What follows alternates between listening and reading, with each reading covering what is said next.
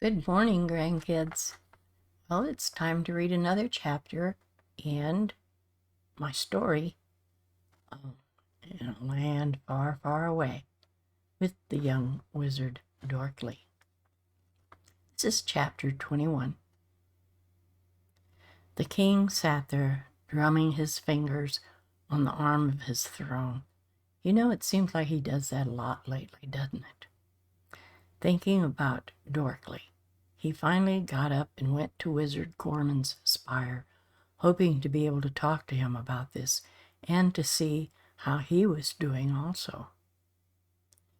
Conley entered Gorman's chambers and found him standing at his window, hands clasped behind his back, gazing at the gray skies outside. He wasn't wearing his gray wizard's robe this morning, but a cinched-in lounging gown which made him look thinner and more gaunt. He turned from the window when he heard someone enter. "Ah, my friend, good to see you this morning. I'm glad you came because I was thinking about sending a guard to ask you if you could come see me." And he gave a faint smile. "Well," said the king, "I came to see how you're doing and also to discuss something with you which has me troubled." "Well, I'm feeling somewhat better this morning. Whatever potion Dorkly mixed up, it must have been a good one, and I hope he made some more of it," Gorman said. "But the reason I wanted to see you is about Dorkly. I'm afraid he's gotten himself into a little trouble." "Well, well," Conley said with a little wonder. "Dorkly is what I wanted to talk to you about. Have you had some spies out watching him?" And the king chuckled. "Well, no," Gorman said with a serious look, "but I peer into my skying bowl from time to time, keeping my eye on things and people. I saw Dorkly sit down with a miner. A ruffian, looked like to me. I started scrying too late to know what was going on, but didn't really think too much about it. But this morning, when I was checking up on things, I saw that that same miner being arrested and got concerned," Gorman said as he turned back to the window. "When Dorkly came to see me this morning, I dropped a couple of hints, and he looked worried and left. I wanted to ask you, my king, if you knew if anything was going on," and he turned back, looking at his friend. "Yes, Gorman, I'm afraid I do, which is why I'm here."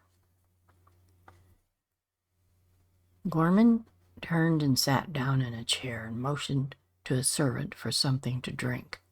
"Go on, my friend," he said to Conley.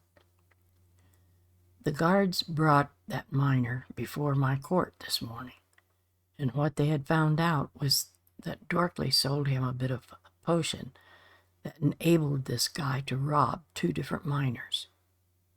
Of course, the thief denied everything, but Bonester had already found out about Dorkly's involvement. Not in the robberies, but selling the ruffian the potion," Conley said. "What are you going to do?" asked Gorman. "Well, I had them take the thief away and put him in prison. And after confronting Dorkly, I had Bonester take Dorkly away and put him in a jail cell. I thought sweating it out a day or two in there might be good for him before I talked to him again," the king said. "I wanted to come and tell you about it before I did anything else. At least I want to hold him for a bit, so he'll know what it's like. Maybe it'll get selling potions out of his system. He's now in training for your position someday, and he's got to learn to stop his foolishness. I just wanted you to know where he's at and why." "Oh, I understand why," he's there and what he needs to learn from all this. I think you made a good decision, and I hope it's scaring the pants off of him," the wizard chuckled. "I will try to come and stand by the throne for a while today." No, that's not necessary," the king quickly said. "I'm thinking I'll just close the court for a couple of days. I have a lot of other things to do. I have a wedding to get ready for, my friend." And the king beamed. "And I want you to continue getting better so that you can be there." Back in Othello's sitting room, she and Mandy were being measured and fitted after helping a lady design their wedding gowns. They had decided that they wanted them to be just alike. The top of the dress was lace, very low-necked and off the shoulder, but with long sleeves. The skirt, though, was an inspiration of Mandy's. She wanted some blue in the all-white gowns, without really being there. So the slip was white satin, but over it was where the magic started. The first layer was a tulle that was the palest of blue. But then there followed several layers of white tulle and topped with a skirt of white lace to match the top, the same as the bodice. You couldn't even see the blue, but in moving around, it would show a hint of that pale blue. It would come and go. It was actually amazing, and Othello was in love with it and was fascinated with Mandy's designing ability. Othello flattered Mandy on such a beautiful design, making Mandy blush. Dupree, who hadn't been involved in much, was relaxing on his soft settee in his living room, reading a book as usual. He knew he was going to be his brother's best man, but there really wasn't anything for him to do until the day of the wedding. He decided he would go outside and walk around the palace city within its outer gates.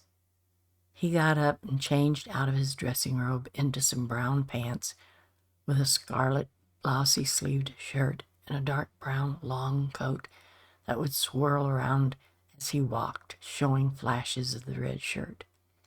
He popped a wide-brimmed red hat at a jaunty angle on his head and took off. Out in the streets, in the city-wide outer court of the palace, Dupree moseyed past some shops, checking out the girls, and stopping once to try on a different hat at an outdoor stand. Looking in a mirror, he thought the hat looked a little ridiculous and put it down, donning his own hat. He did buy a bright yellow feather and stuck it into the band of his hat to hang down jauntily past his ear.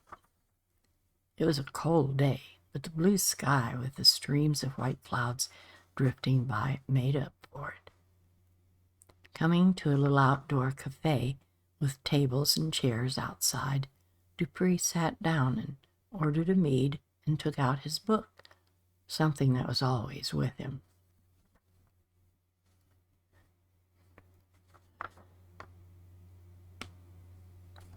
I hope I wrote him down as the right name. Dupree. Yes, that was Dupree. Dermis was busy with the workers who were fixing up the spire the way that he and Mandy wanted it. He was standing at his favorite window, looking out over the ocean. He finally left the view and the workers and went to his study and sat down at his desk. From an open box, he took out another blank page and started writing. His story was coming along nicely, and he hoped to be finished soon. It was loosely based around characters with characteristics of his own family. He had heard this morning, through hearing some guards talking, what was going on with Dorkly. He knew he wanted to get something like this into his story, some kind of big mystery concerning a wizard captured and being forced to commit some kind of treachery. I wonder what I can do with this. Seems very intriguing. I'll bet Dorkly would laugh at it. I will try to make his character a really devilish fellow. Dermis was grinning wickedly as he picked up his pen, dipped it in his pot of ink, and started to write. Dorkly, white-faced and scared, was clinging to the bars of his cell with both hands. No one was about, no one in any other cell. He was fearing that no one knew he was here. Where were the guards? Well, he wasn't totally alone. He had seen a mouse over in a corner. He grimaced. Thankfully, it wasn't in his cell. He turned from the bars and flung himself down on a filthy-looking cot. If I ever get out of this, I'm never going to sell another potion, he said out loud. He heard footsteps upstairs, and someone opened a door and hollered down. "You need something down there?" a guard called out. "You doing okay?" "Yeah, I'm doing just great," he said sarcastically. "Let me out of here," he yelled.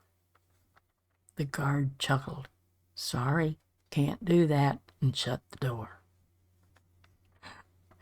Dorkly turned over on the cot as a tear slipped down his young face, and he stared at the mouse in the far corner.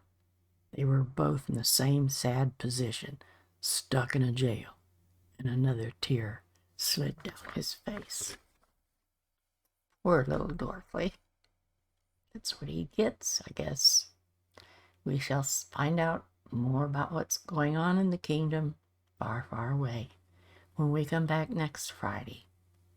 So be good, all you kids.